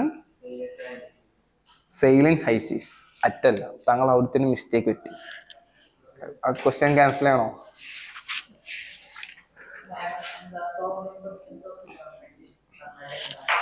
ആ,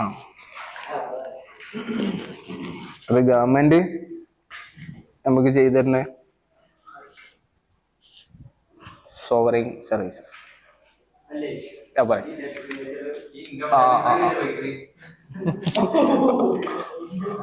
ഓ okay,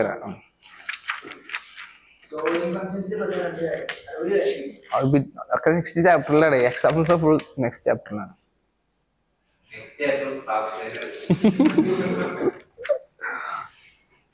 അതൊക്കെ തന്നെ. പിന്നെയും കണ്ട accept.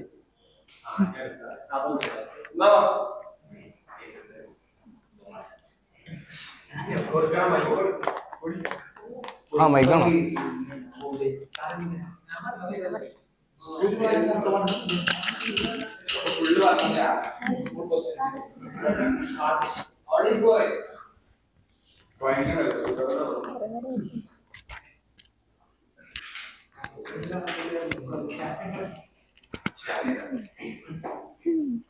Exemptions ആണ് പറയാൻ പോണത്.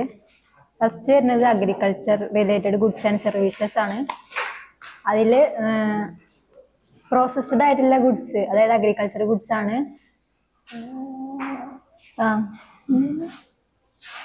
നമ്മൾ അങ്ങോട്ട് കൊടുക്കണമെന്നുണ്ടെങ്കിൽ അത് എക്സംപ്റ്റഡ് ആണ്. പ്രോസസ്ഡ് ആയിട്ടുള്ള ഗുഡ്സ് ആണെന്നുണ്ടെങ്കിൽ അത് ടാക്സബിൾ ആണ്. എക്സാമ്പിളോ ടൊമാറ്റോ, കെച്ചപ്പ്, ഏതിൻ്റെ ഉണ്ട്? പ്രോസസ്ഡ് ഗുഡ്സിൽ ടൊമാറ്റോ കെച്ചപ്പ് വരും, ബിസ്ക്കറ്റ് വരും, പിന്നെ മറ്റേതില് ടൊമാറ്റോ, അങ്ങനെ സാധനങ്ങൾ. പിന്നെ ബാങ്കിങ് ഫിനാൻസ് സർവീസ് ആണ്. അതിൽ കൺസിഡറേഷൻ വാങ്ങിയിട്ടാണ് ബാങ്ക് ഒരു സർവീസ് കൊടുക്കണമെന്നുണ്ടെങ്കിൽ അത് ലോണോ അല്ല വേറെ ഇൻട്രസ്റ്റ്, ഡിസ്കൗണ്ട് അങ്ങനെ എന്തെങ്കിലും വരുന്ന സാധനമാണ് കൊടുക്കണമെന്നുണ്ടെങ്കിൽ എക്സംപ്റ്റഡ് ആണ്. അല്ലാത്ത പക്ഷം FCM ആണ്. പിന്നെ കൺസിഡറേഷൻ വാങ്ങാതെയാണ് സർവീസ് കൊടുക്കണമെന്നുണ്ടെങ്കിൽ GST പെടുന്നില്ല, അത് വരുന്നുണ്ട്. പിന്നെ ഫോറക്സ് സർവീസ് വരുന്നുണ്ട്. അതായത് ബാങ്ക് ഫോറക്സ് കമ്പനിക്ക് ഒരു സർവീസ് കൊടുക്കണേ, അത് എക്സംപ്റ്റഡ് ആണ്. ഇൻഡിവിജ്വലിനാണെങ്കിൽ ടാക്സബിൾ ആണ്. പിന്നെ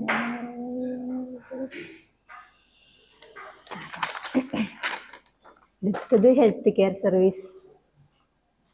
medicine, allopathy, homeopathy, naturopathy, Siddha, Unani, yoga, ഇവര് ആണ് ട്രീറ്റ്മെന്റ്. പ്രീ ട്രീറ്റ്മെന്റ് ആണോ പോസ്റ്റ് ട്രീറ്റ്മെന്റ് ആണോ, അതൊരു ഇഞ്ചുറിക്കോ ഡിസീസിനോ അല്ലെങ്കിൽ ഫിസിക്കൽ ട്രോമ, മെന്റൽ ട്രോമ, IVF-നാണ് സർവീസ് കൊടുക്കുന്നുണ്ടെങ്കിൽ എക്സംപ്റ്റഡ് ആണ്. അല്ല ഹെയർ ട്രാൻസ്പ്ലാന്റേഷനോ കോസ്മെറ്റിക് സർജറി, പ്ലാസ്റ്റിക് സർജറി ഒക്കെ ആണെങ്കിൽ ടാക്സബിൾ ആണ്.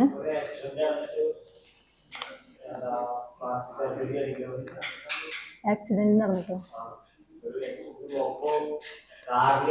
എക്സംപ്റ്റഡ് ആണ്. വേറെ ഉണ്ടോ ക്വസ്റ്റ്യനല്ലേ? പിന്നെ എൻട്രി ടിക്കറ്റ്സ് വരുന്നുണ്ട്.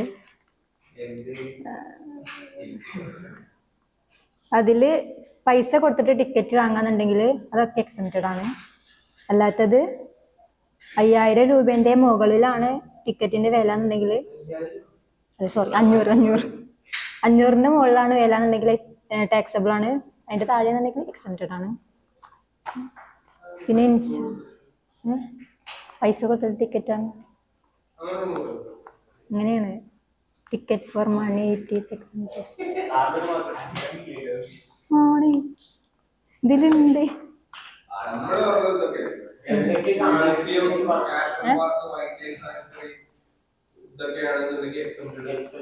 അതിലുണ്ട്. അതെന്താ എന്താ ചോദിച്ചു?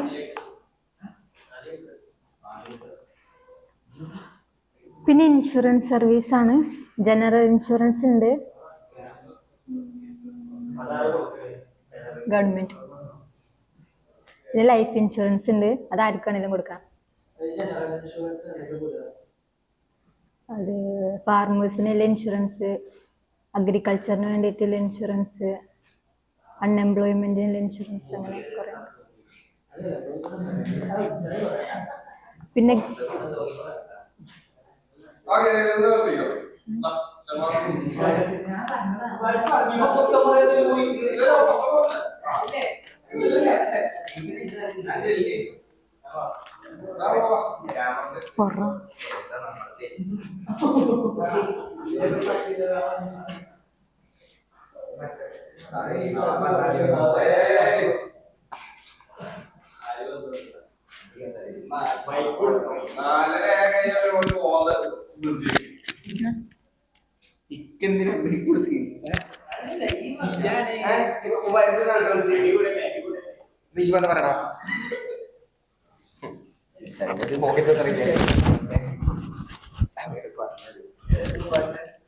Security lending service.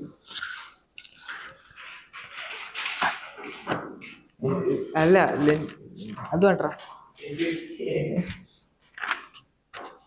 ഇന്ത്യൻ നോട്ടോ.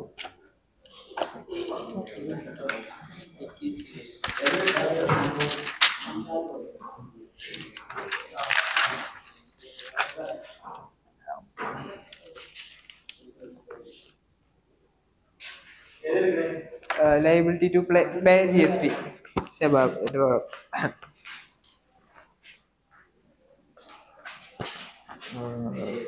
Section 9 subsection 3. അത് പെയ്ഡ് ബൈ ദി റെസിപ്പിയന്റ് ആണ്, റെസിപ്പിയന്റ് പേ ചെയ്യേണ്ടതാണ്. സെക്ഷൻ 9 സബ്സെക്ഷൻ 4 അത് സപ്ലയർ രജിസ്റ്റേർഡ് ആണെന്ന് വെച്ചെങ്കിൽ അതിൽ രണ്ടെണ്ണം വരുന്നുണ്ട്. സപ്ലൈ രജിസ്റ്റേർഡ് സപ്ലയറും സപ്ലയർ രജിസ്റ്റർ അല്ലാത്തതും. അതിൽ രജിസ്റ്റേർഡ് സപ്ലയർ വെച്ചെങ്കിൽ റെസിപ്പിയന്റും സപ്ലയർ ആണെങ്കിൽ സപ്ലയറാണ് പേയ്മെന്റ് ഇത് അടക്കേണ്ടത്.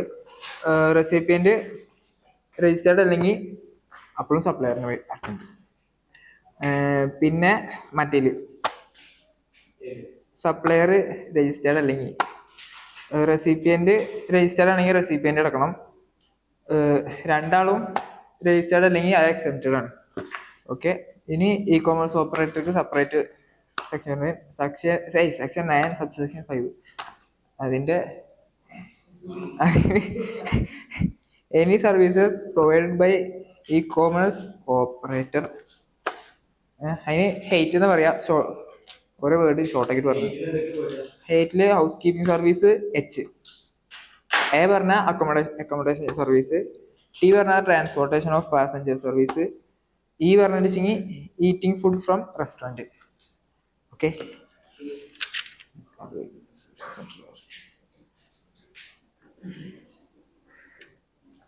ഇനി security lending service. Section 9 subsection 3.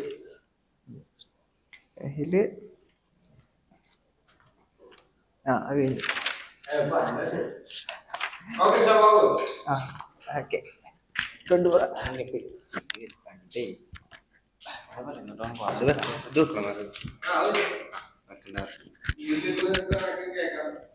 കണെന്നാ പറഞ്ഞ് കുത്തി തന്നിടാ പേണിന്നു. പാടം പോയി ഇത് പിടിച്ചാടാ, വാച്ചിട്ട് ടൈം എടുക്കും.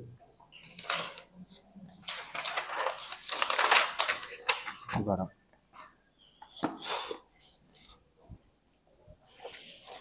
റെന്റിങ് ഓഫ് മോട്ടോർ വെഹിക്കിൾസ് ആണ് പറയുന്നത്. അവൻ ബാക്കി പകുതി എടുത്തിരുന്നു. മോട്ടോർ വെഹിക്കിൾ ശരിയൊന്നുമില്ലേ? അത് പറയണുള്ളൂ.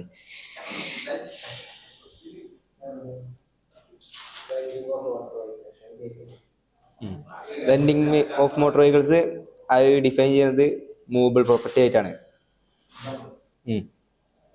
പിന്നെ റെന്റിങ് ഓഫ് മറ്റേ ആർ ടി സി വന്നു ഫോൺ എടുത്തു.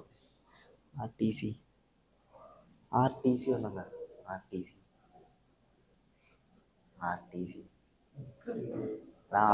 വന്നതാ. താങ്ക്സ്.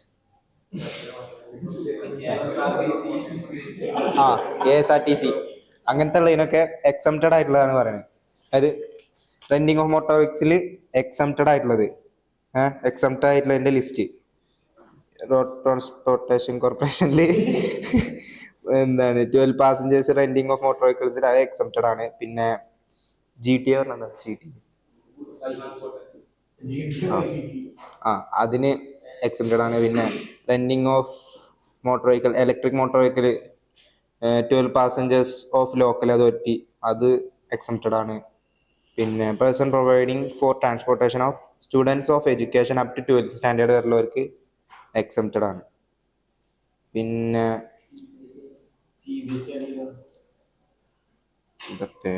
മൂട് 12th സ്റ്റാൻഡേർഡ് വരെയുള്ളവർക്ക് എക്സംപ്റ്റഡ് ആണ്.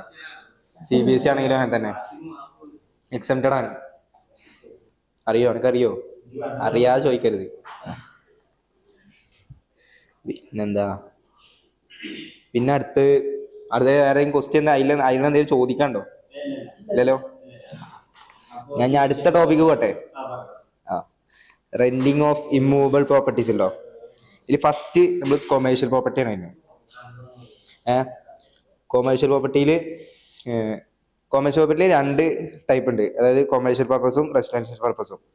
അത് കൊമേഴ്ഷ്യൽ പർപ്പസിന്റെ അടിയിൽ വരികയാണെങ്കിൽ അത് FCM ആയിട്ടും, റെസിഡൻഷ്യൽ പർപ്പസിന്റെ അടിയിൽ വരികയാണെങ്കിലും FCM ആയിട്ട് വരും. അതിൽ തന്നെ അതായത് റെസിഡൻഷ്യൽ പർപ്പസിൽ തന്നെ 2 തരമായിട്ടുണ്ട്. അതായത് റെസിഡൻഷ്യൽ പർപ്പസിൽ കൊമേഴ്ഷ്യൽ പർപ്പസും റെസിഡൻഷ്യൽ പർപ്പസ് പറഞ്ഞിട്ട് അതിലും 2 തരമായിട്ടുണ്ട്. അതിലൊന്ന് രജിസ്റ്റേർഡ് പേഴ്സണും അൺരജിസ്റ്റേർഡ് പേഴ്സണും ആണ്. ഏത് റെസിഡൻഷ്യൽ പർപ്പസിന് വരികയാണെങ്കിൽ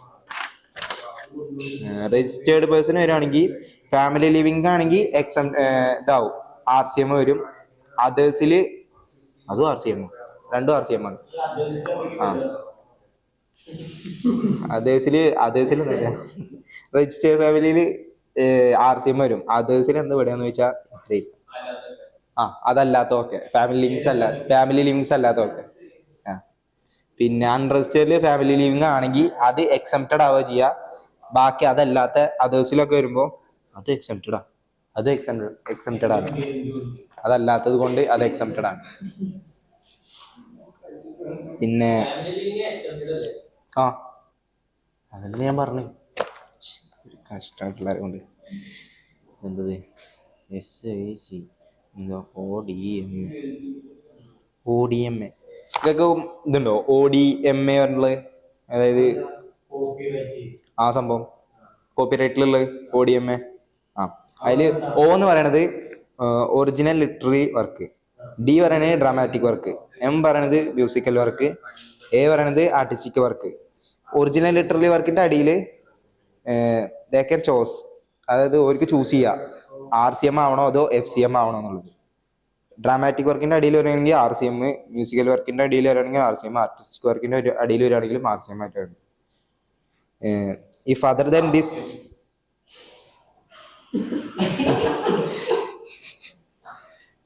റെസിപ്പിയന്റ് സംഭവല്ലേ, റെസിപ്പിയന്റ് ഇത് പറഞ്ഞതല്ലേ. അതിന്റെ ഫുൾ ഫോം നേരം പറഞ്ഞ എനിക്കറിയില്ല. ചോദിക്കണേ സാറൊക്കെ എന്തിനാ ചോദിക്കണേ? ഇവര് ചോദിച്ച പോരെ.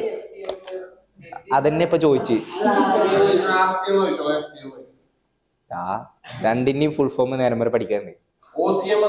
OCM അങ്ങനെ സാധനമല്ല, അങ്ങനെ സാധനം ഇതിലില്ല. OCMO എനിക്കറിയോ? OCM എന്താന്ന്? എന്തോ OCM എന്തോ അത് FCM RCM തമ്മിലുള്ള ബന്ധത്തില് ഇത് പെട്ടില്ല. If other than copyright has come that always FCM. അത്രേ ഉള്ളൂ. ഇനി എന്ത് മ്യൂസിക്കോ? മ്യൂസിക്കൽ വർക്കിലല്ലേ മ്യൂസിക് വരിക? പിന്നെ ഏതാണ് മ്യൂസിക്കൽ വർക്കിന്റെ അടിയിലല്ലേ മ്യൂസിക് വരിക? ODMA അതിൽ M മ്യൂസിക്കൽ വർക്ക്. അപ്പൊ മ്യൂസിക്കൽ വർക്കിന്റെ അടിയിലല്ലേ വരിക? ആ ടാക്സബിൾ ആണോ? അത് RCM ആണ്, ആർട്ടിസ്റ്റിക് വർക്കാണ് വരിക. മനസ്സിലായോ? മനസ്സിലായാ മതി. പിന്നെന്താണ്?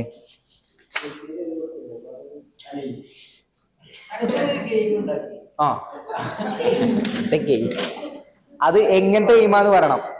മൊബൈൽ ഫോണിൽ കളിക്കണോ അതോ നമ്മൾ ലിറ്ററലി പുറത്ത് കളിക്കണ ഗെയിമാണോ എന്ന് പറയണം. സ്പെസിഫൈ ചെയ്യണം. ബസ് പറയുമ്പോ എങ്ങനത്തെ ഗെയിമാണ്? Football game. അത് പുറത്ത് കളിക്കണ ഗെയിം മൊബൈൽസിന്റെ ഉള്ളിൽ കളിക്കണം, ഓൺലൈനായിട്ട് ഫോണിൽ. അത് എന്താണ് നിങ്ങൾക്ക് അറിയേണ്ടത്? അതെങ്ങനെയാടാ കോപ്പിറൈറ്റിൽ വരിക? എന്റെ ഇതിലുള്ള ചോദിച്ചാ പറഞ്ഞ എനിക്ക് അവർക്ക് ചൂസ് ചെയ്യാ RCM ആണോ FCM ആണോ. അടുത്ത് പറയണത് ഗവൺമെന്റ് സർവീസസ്. അതിന്റെ ഇടയിൽ 2 ടോപ്പിക് ഉണ്ട്, അത് പിറ്റേ ദിവസം എടുത്തരാം. ഗവൺമെന്റ് സർവീസസിൽ എന്താണ് 3 ഭാഗമായിട്ട് തരംതിരിച്ചിരിക്കണേ. സ്പെസിഫൈഡ് ആക്ടിവിറ്റീസിൽ post office services, transportation of passengers goods,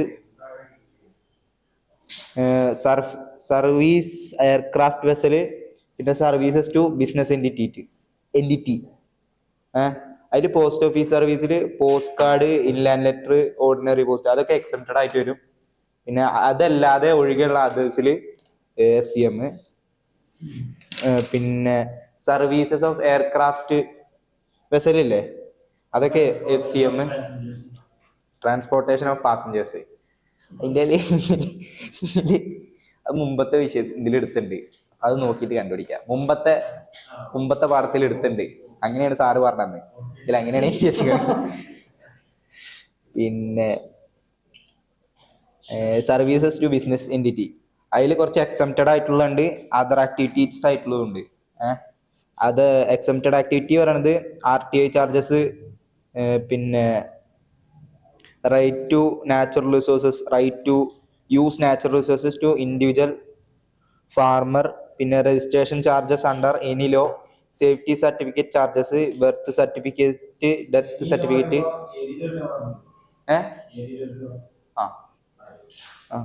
driving licence, ആന്ന് പറഞ്ഞില്ലേ? പറഞ്ഞാലും എനിക്കറിയില്ലല്ലോ. അല്ലാന്ന് പറഞ്ഞാലും എനിക്കറിയില്ലല്ലോ. പോട്ടെ, എനിക്ക് ഞാൻ തരടാ. സിമ്പിൾ ആയിട്ടുള്ള ക്വസ്റ്റ്യൻ ചോദിച്ചാൽ മതി. പിന്നെ driving licence, passport, visa charges, പിന്നെ പ്രോഫിറ്റ് ഓഫ് പെട്രോളിയം, പിന്നെ national permit charges. National permit charges എന്താ അറിയില്ലേ? എന്തിനാണ് അവിടെ വന്നിരിക്കുന്നത്? അർഹത വേണം, അത് കേൾക്കാനുള്ള അർഹത എനിക്കില്ല. അതർ ആക്ടിവിറ്റി അതിൽ റെന്റിങ് ഓഫ് ഇമ്മൂവബിൾ പ്രോപ്പർട്ടിയും അതർ ആക്ടിവിറ്റീസും അങ്ങനെ വേണം. അതിൽ റെന്റിങ് ഓഫ് അതിനൊന്നും ചോദിക്കാറില്ലടാ. അവൻ ചോദിക്കണത് എന്താ വെച്ചാൽ പെസ് എങ്ങനെ ഉണ്ടാക്കിയത്, ഞാൻ പറഞ്ഞു കൊടുക്കണം. ഹാരി പോട്ടർ അല്ല,